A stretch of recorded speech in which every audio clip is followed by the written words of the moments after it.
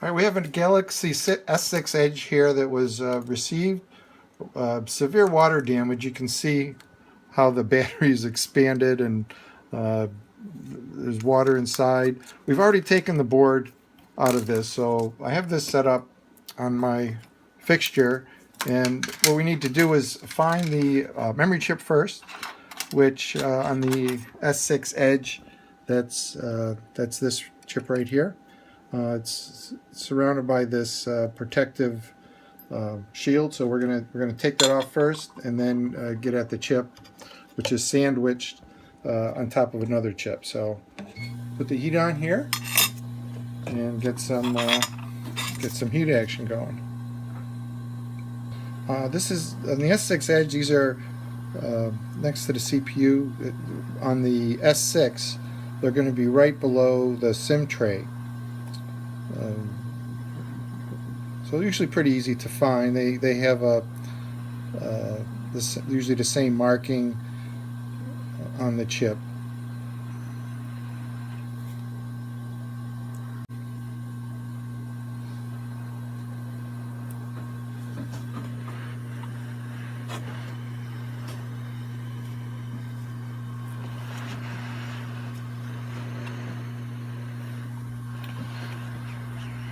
I want to get enough heat on there so that's gonna lift up.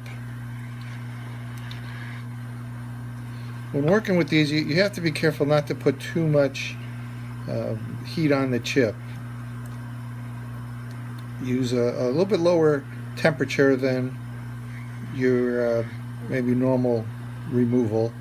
Just kind of slow and easy is the best way to get at these. There it goes.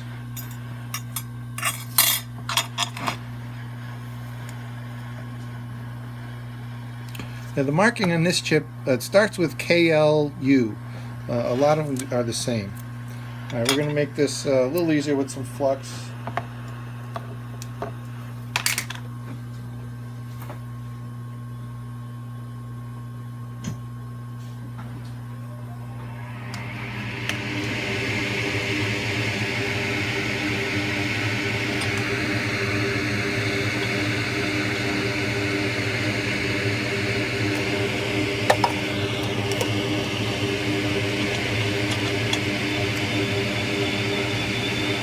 Okay, and with this tool, we're just going to find the point where there's a little separation, and just kind of gradually work it in, nice and slow.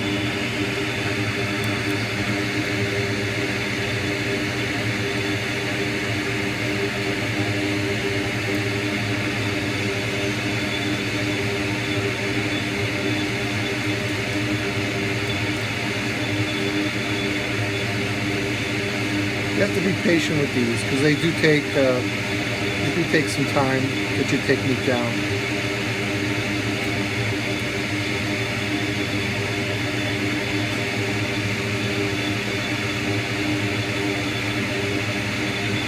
There is some underfill between the two layers, so just wait for that to heat up.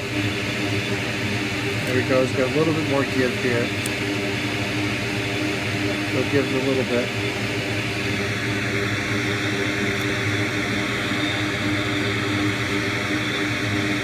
A little more give. Yeah, there we go. Okay, so you can see that chip is laid. I'll turn this over. We've got some underfill here on either side. Next we're going to take that over to the microscope and remove that and get these ready for reballing and then the test switch. All right, we're going to clean this off now. I have to tin this soldering iron.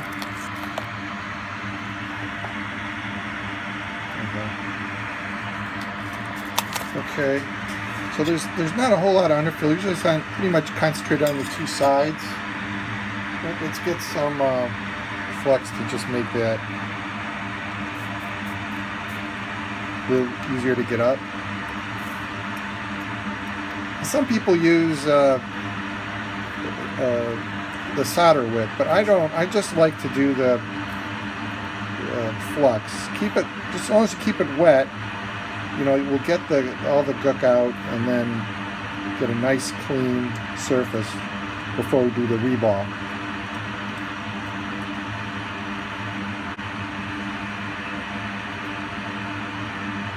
I put the soldering iron at a lower temperature again, just trying to be very cautious about not. I'm going to have to turn up a little bit though.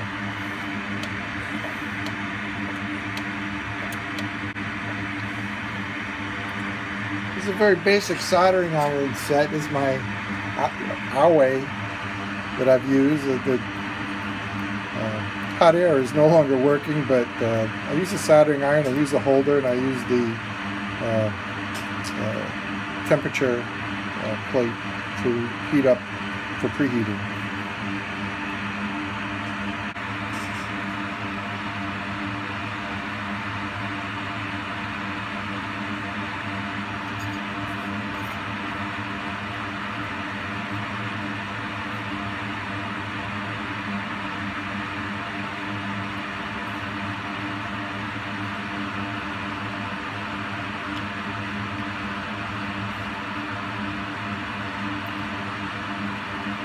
Alright, it's starting to come off now.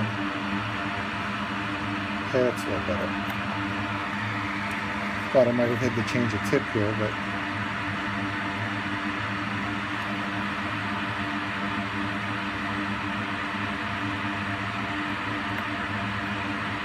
this whole process is to get the chip back in its sort of its natural state before it was put on the board. We're cleaning it now. We're going to tin these points and then use this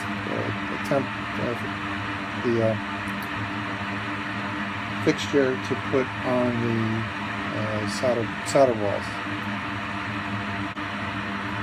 Usually I could do this faster, but again I'm using lower heat just because I want to be very gentle with the chip.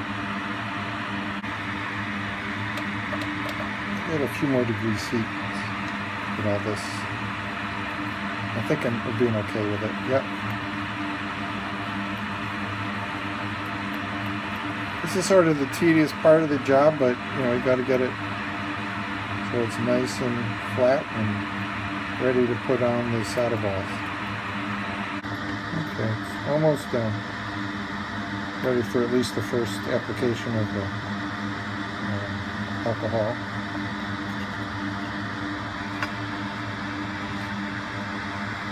Okay, I'll clean that up now.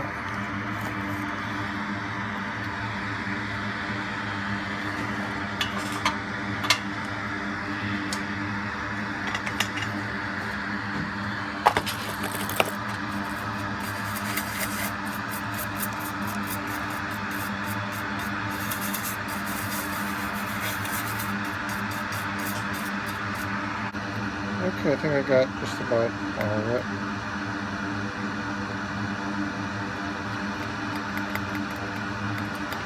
I want that to be as flat as we can get it.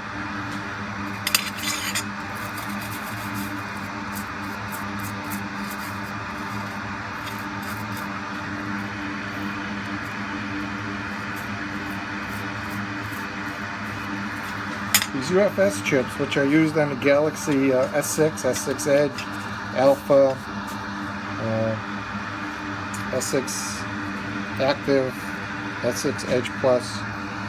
They have the, and they're newer models too, but you can see they have 3 rows and on one side, 2 on the other, and then some test points on the opposite sides. Okay, we're ready to start tinning this. Prep for putting solder balls on. Alright, put some flux on either side here. Try to bring out these points.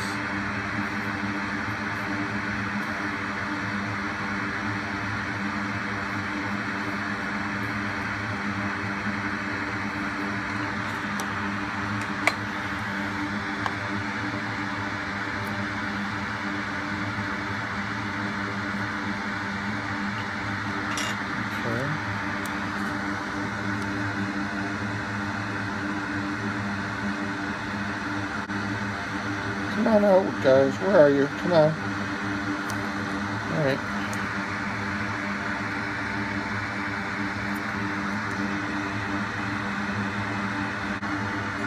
Carbon on that side. Try over here. There. I try to get them as uniform as I can, but of course you're going to be going through the fixture for the solder ball, so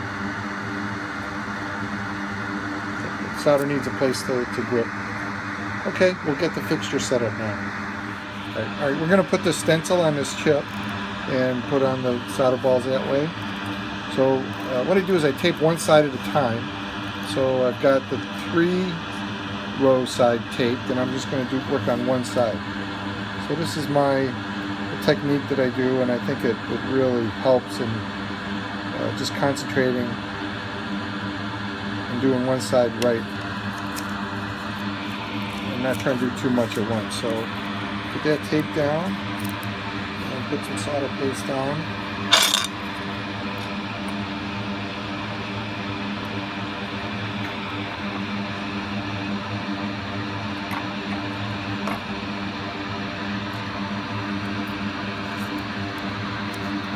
I want it nice and even pressure, so let me use this flat blade here to get nice pressure right against those.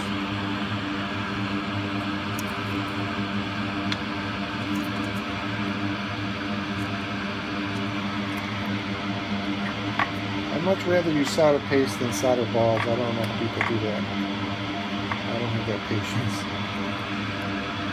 Put the paste on, and it has to go on evenly. You have to keep that even pressure.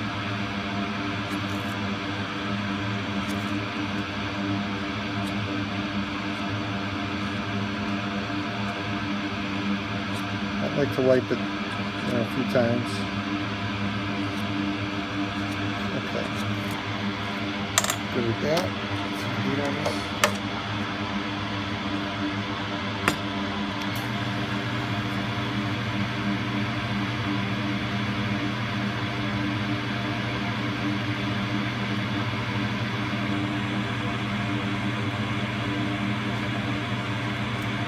I think I'm really pretty hard in this fixture. I've used it about a dozen times. I'm going to have to replace it very soon.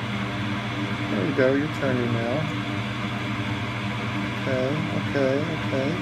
Keep the heat off. Pressure on.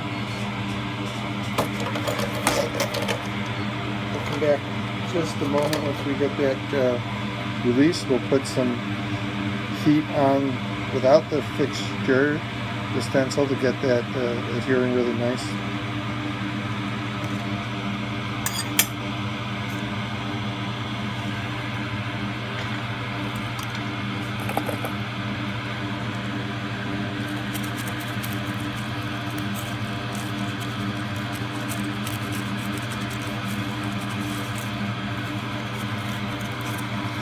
Get that chip to drop in there.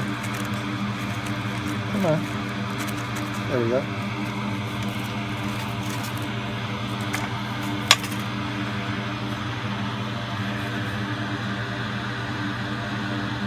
That's good.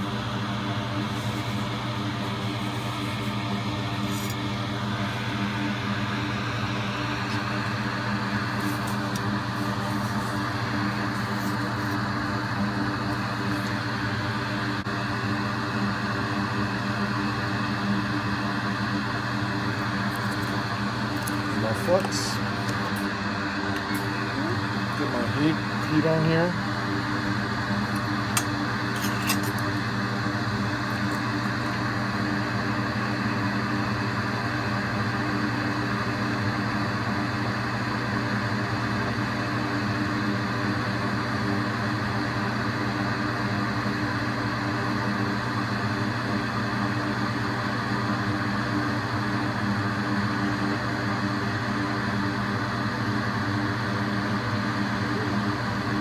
Looks like everybody's melting. Okay. Alright. I like that. Good. Okay, one side's done. Now we'll get ready for the other side.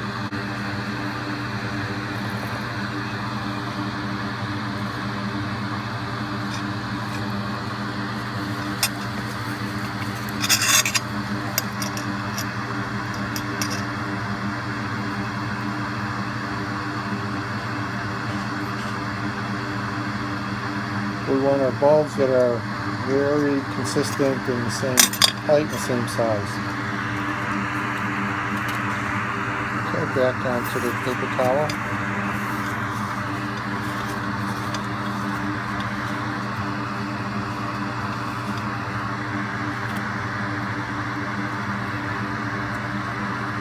Okay, I taped the 3 side, and I'm going to tape the 2 side, like that.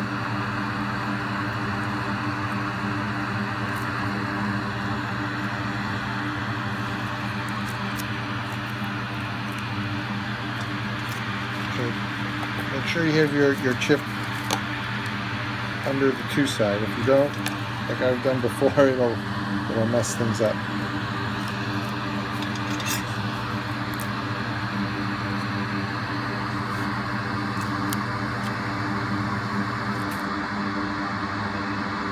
Okay, lining that up.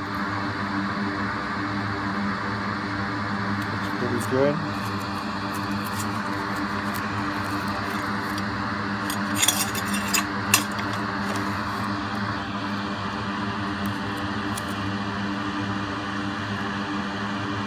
Alright, solid paste.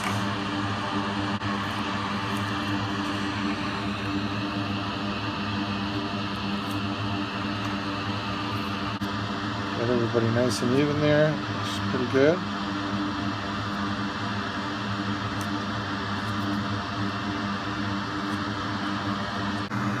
Okay, everybody's starting to turn. Good. That looks good. Okay. Let that cool for just a minute. And we'll do the same thing to this side.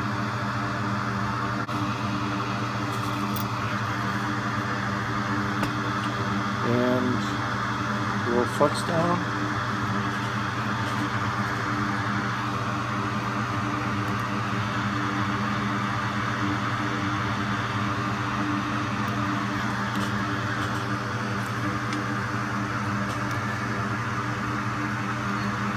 And give it the final touch.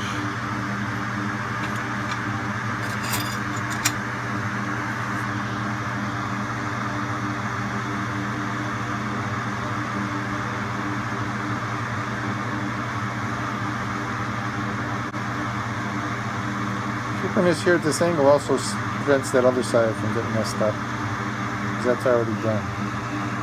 So I see all these turning silver and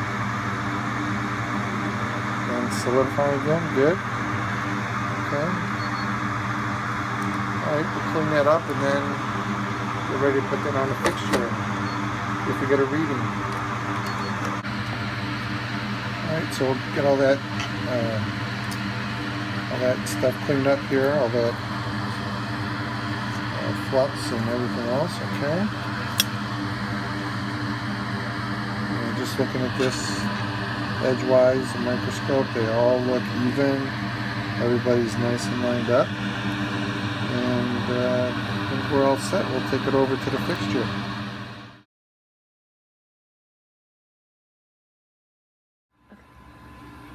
So this is the new Proggy DediProg programmer.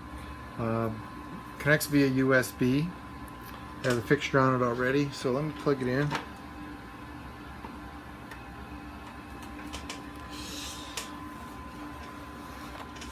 I started without a chip. It'll be seen on a computer. New programmer plug-in. So it's recognizing that. I'm gonna start the new Prog UFS. That's the program dedicated for this chip. Now with this, it's a little different. You have to make a copy of the chip first before you do anything else. Okay, so that menu comes up. We're going to put it in the fixture. There's one way, only one way it can go. You got 3 rows on one side, 2 on the other. And the way it works is it gets pushed down. There's a lot of pressure, so you got to keep it open.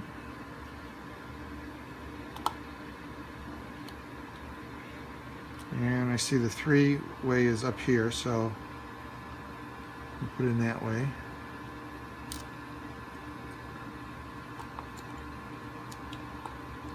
Okay, it's gripping it.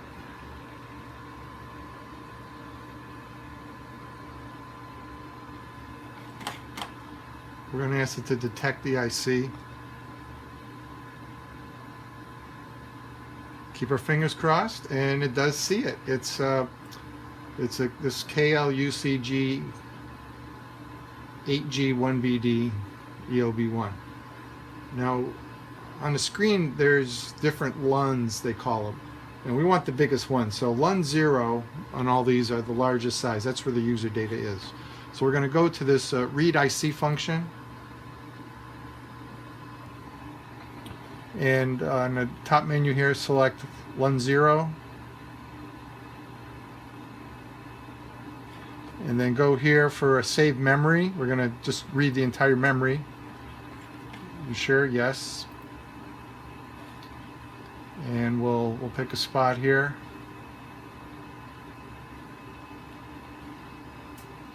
I'm just going to save it to the desktop.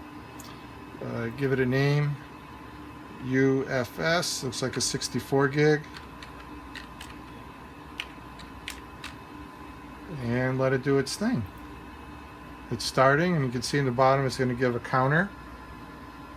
Here, it's going through.